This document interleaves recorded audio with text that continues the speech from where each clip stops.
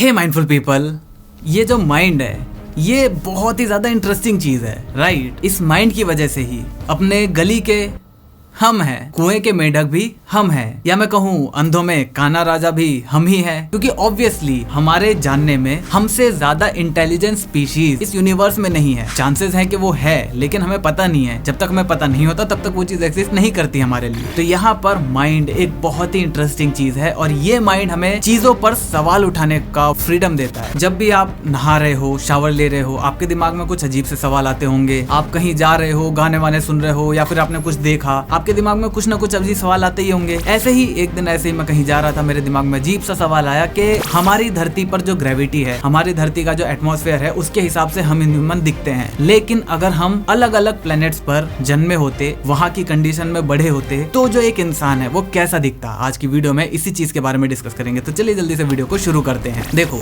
हमारी हड्डियों की डेंसिटी क्या होगी, हमारे मसल टिश्यूज की डेंसिटी क्या होगी, हमारा ब्लड फ्लो कैसा होगा, ब्लड प्रेशर कैसा होगा, ये सब डिपेंड करता है हमारी ग्रेविटी, हमारे एटमॉस्फेयर पर। लेकिन जब एक एस्ट्रोनॉट यहाँ से ISS में जाता है, जहाँ पर जीरो ग्रेविटी होती है, वहाँ पर अगर वो 6 महीने या 1 साल रहता है, तो उसकी बॉडी में फिजिकल लेवल पर चेंजेस आने लगते हैं। जीरो ग्रेविटी की वजह से उसके शरीर पर कोई भी दबाव नहीं रहता। इसकी वजह से उसकी जो बोन डेंसिटी है या फिर जो मसल टिश्यूज है, उनकी डेंसिटी कम होने लगती है। क्यों?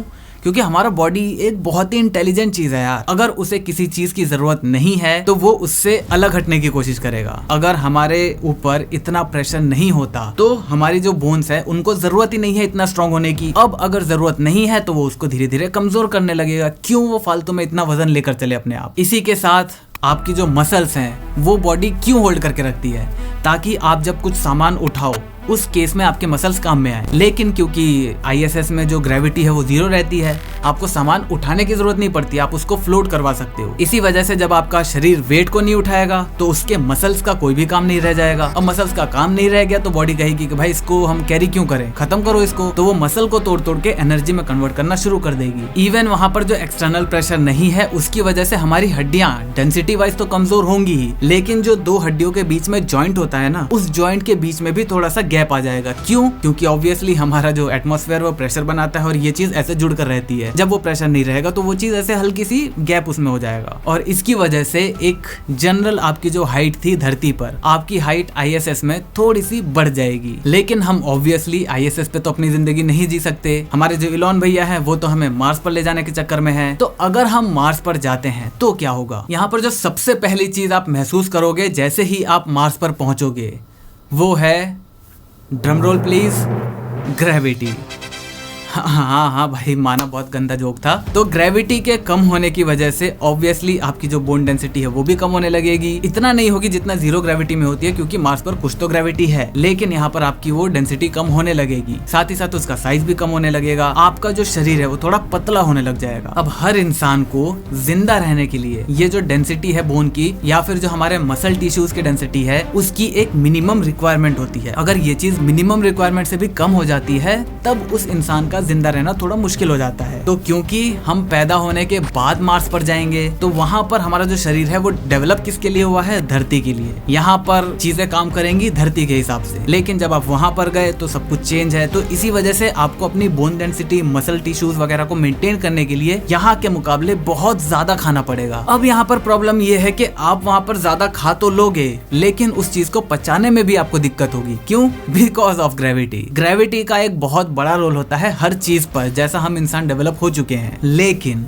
अगर किसी तरह हमारे इलॉन भैया वहाँ पर चीजों को ठीक कर देते हैं, हम इंसान किसी तरह सरवाइव कर जाते हैं, तो एटलीस्ट 2 जनरेशंस के बाद, मतलब जैसे मैं गया तो मेरे बच्चे के जब बच्चे हो जाएंगे और जब उनके बच्चे होंगे ना, तब जाकर वो हम कह सकते हैं कि वो मार्स के लिए थोड़े बहुत अडॉप्ट हो चुके हैं। उसकी अगली जनरेशन और थोड़ी सी ज्यादा, और कुछ जनरेशंस के बाद वहाँ पर ऐसे बच्चे पैदा होने लग जाएंगे जो वहाँ के हिसाब से बिल्कुल परफेक्ट होंगे। वो वहाँ पर बिल्कुल हेल्दी होंगे और सब चीज उनका जैसे हमारी धरती पर है वैसा ही वहाँ पर हो जाएगा, अगर मार्स पर लाइफ पॉसिबल हो पाई तो। इसी के साथ आपको वहाँ पर एक और चीज देखने को मिलेगी। जब आप वहाँ पर पहुंचोगे तो उसके कुछ टाइम बाद आपकी जो स्किन है वो एक तरह से ऑरेंज पड़ने लग जाएगी। मतलब ऑरेंज अपने आप नहीं पड़ेगी, आपको उसको ऑरेंज करना पड़ेगा। क्यों? क्योंकि हमारे स्किन में कैरोटेनॉइड नाम का एक एलिमेंट होता है जो हमारे जो यूवी रेज है या फिर जो सोलर विंड्स होती हैं उनसे जो रेडिएशंस आती हैं हमारी स्किन को उससे जलने से या फिर उससे डैमेज होने से बचाता है। अब क्योंकि मार्स पर जो एटमॉस्फेयर है वो काफी ज्यादा पतला है, हमारी धरती की तरह डेंस नहीं है, तो वहाँ पर यूवी रेज और सोलर फ्लेयर्स का जो इफेक्ट है वो धरती के मुकाबले काफी ज्यादा देखने को मिलेगा। इसी वजह से आपको अपने बॉडी के अंदर कैरोटेनॉइड नाम के जो एलिमेंट है उसको बहुत ज्यादा करना पड़ेगा। अब ये कैरोटेनॉइड जितना आपकी बॉडी में ज्यादा होगा, जितना आपकी स्किन में ज्यादा होगा, आपकी स्किन उतनी ही ज्यादा ऑरेंज होती चली जाएगी। तो अपने आप को बचाने के लिए आपको एक ऑरेंज मैन में कन्वर्ट होना पड़ेगा। अब इसके बाद अगर हम सूरज के सबसे पास वाले प्लेनेट पर चलें जो कि मरकरी है, तो वहां पर ऑब्वियसली मार्स के मुकाबले जीना थोड़ा सा ज्यादा मुश्किल है। अब क्योंकि ये सूरज से सबसे ज्यादा करीब है तो यहाँ पर दिन में टेम्परेचर जो है वो 400 से भी ऊपर डिग्री सेल्सियस तक चला जाता है, और रात में क्योंकि यहाँ पर एटमॉस्फेयर इतना ज्यादा डेंस नहीं है इस वजह से वो गर्मी ट्रैप नहीं हो पाती, और रात में यहाँ का टेम्परेचर चला जाता है -170 डिग्री से भी कम। अब किसी तरह अगर वहां पर रहने का कोई इंतजाम हो भी जाता है तो भी आपको ग्रेविटी से तो किसी तरह बचना पड़ेगा ही, क्योंकि वहाँ की ग्रेविटी बहुत ही ज्यादा कम है और हमारी बॉडी इतनी कम ग्रेविटी में लंबे टाइम तक सरवाइव कर ही नहीं सकती। मार्स का चांस ये है कि वहां पर ग्रेविटी उतनी भी ज्यादा कम नहीं है, लेकिन मरकरी हो गया या फिर वीनस, ये ऐसे छोटे प्लैनेट्स है जहां पर ग्रेविटी इतनी ज्यादा कम है कि इंसान सरवाइव कर ही नहीं सकता। खैर वीनस की बात हुई है तो वीनस हम सबको पता है हमारे पूरे सोलर सिस्टम का सबसे गर्म प्लैनेट है। अब मरकरी सबसे पास है लेकिन वो फिर भी इतना गर्म नहीं है। इसका रीजन हमने पहले भी बता रखा है, अगर आप बोलते हो तो दूसरी वीडियो बना देंगे, लेकिन यहाँ पर यह आपको पता होना चाहिए कि वीनस सबसे ज्यादा गर्म है। यहाँ पर आपको CO2 की मात्रा बहुत बहुत बहुत ज्यादा देखने को मिलेगी। जैसे यहाँ पर धरती पर नाइट्रोजन है ना, वैसे ही आपको वीनस पर CO2 देखने को मिलेगी। वीनस के एटमॉस्फेयर में आपको फॉस्फीन देखने को मिलेगा जो कि इंसान के लिए एक तरह से जहर की तरह ही काम करेगा। तो यहाँ पर CO2 और फॉस्फीन दोनों मिलकर रहने लायक तो वीनस को बिल्कुल भी नहीं बना पाते। आप जब वहां पर रहोगे तो वहां का प्रेशर इतना ज्यादा है कि आपको ऐसा लगेगा जैसे आप पानी के अंदर 3000 फीट की गहराई में खड़े हो। वहां पर आपकी बॉडी पर इतना ज्यादा प्रेशर पड़ेगा और इस वजह से आपकी जो हाइट है, ग्रेविटी उसको बढ़ाना चाहेगी, लेकिन जो वहां के एटमॉस्फेयर का जो प्रेशर है आपके ऊपर वो आपकी हाइट को कम करना चाहेगा। तो ये चीज प्रिडिक्ट कर पाना बहुत ज्यादा मुश्किल है कि आपकी हाइट वहां पर ज्यादा होगी या फिर कम होगी, अगर आप कोई ऐसा सूट बना लेते हो जिसकी मदद से आप वीनस पर सर्वाइव कर पाओगे तो। इसके बाद अगर हम अपने सोलर सिस्टम के सबसे जायंट प्लेनेट पर चलें जो कि है जुपिटर, तो वहां पर तो रहने की खैर बात ही क्या करो, वो एक पूरा गैसियस प्लेनेट है, वहां पर लैंड ही नहीं कर सकते, रहोगे कहां से। इसी तरह सैटर्न भी बिल्कुल गैसियस प्लेनेट है, वहां पर भी आपको कोई भी सॉलिड सरफेस देखने को नहीं मिलता। इसके बाद अगर आप यूरेनस पर जाना चाहते हो तो वो छुट्टी बनाने के लिए एक बहुत ही कमाल की जगह है, क्योंकि आप अपने बॉस को कह दो कि भाई मैं यूरेनस पर जा रहा हूँ 2 हफ्ते की छुट्टी के लिए। अब वो 2 हफ्ता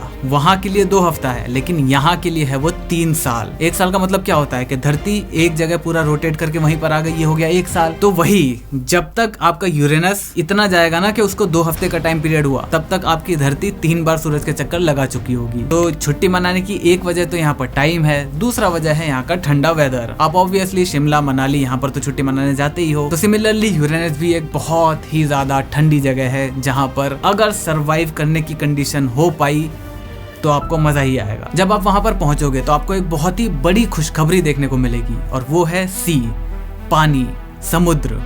लेकिन वो एक्चुअल में पानी नहीं है, वो है अमोनिया। वहां पर लैंड होने के लिए आपको सबसे पहले प्रॉपर जगह देखनी पड़ेगी, क्योंकि अगर आप कहीं गलत जगह पर लैंड हो गए तो मे बी ऐसा भी हो सकता है कि आपको पूरे साल तक सूरज देखने को ही ना मिले, क्योंकि वो प्लेनेट इतना ज्यादा बड़ा है ना कि वहां पर 24 घंटे में दिन रात नहीं होते, वहां पर बहुत ज्यादा टाइम लगता है दिन होने में और रात होने में। तो इसी वजह से आपको वहां पर पैटर्न डेवलप करना होगा। वहां पर ऐसे वो नहीं चलेगा कि रात में आपको सोना है दिन में काम करना है। वहां पर जब रातें होंगी बड़ी बड़ी तो रात को ही आपको सोना है, रात में ही आपको काम करना है। इसी तरह जब दिन बड़े बड़े होंगे तो दिन में ही आपको सोना है, दिन में ही आपको काम करना है। आपकी बॉडी ऑब्वियसली इतने ज्यादा ग्रेविटी की वजह से बहुत ज्यादा डेंस हो जाएगी, आपकी जो मसल टिश्यूज हैं वो भी डेंस हो जाएंगे, आपकी ओवरऑल हाइट जो है वो काफी ज्यादा कम हो जाएगी। ये एक पॉसिबिलिटी है, लेकिन ऐसा भी हो सकता है कि वहां पर जो लोग हों वो बहुत ज्यादा बड़े हों। जैसे फॉर एग्जांपल जैसे हमारे लिए धरती है, हम धरती पर जितने हैं अगर उसी रेशियो को हम बरकरार करके चलें तो वहां के जो लोग होंगे ना वो हमसे बहुत ज्यादा साइज में बड़े होंगे। मतलब एग्जांपल के लिए अगर यूरेनस हमारा धरती से 3 गुना ज्यादा बड़ा है तो वहाँ के इंसान भी हमसे 3 गुना ज्यादा बड़े होंगे, और उनकी हड्डियां हमसे ज्यादा मजबूत होंगी और उनके मसल टिश्यूज। तो एक तरह से कह सकते हैं यार कि अगर हम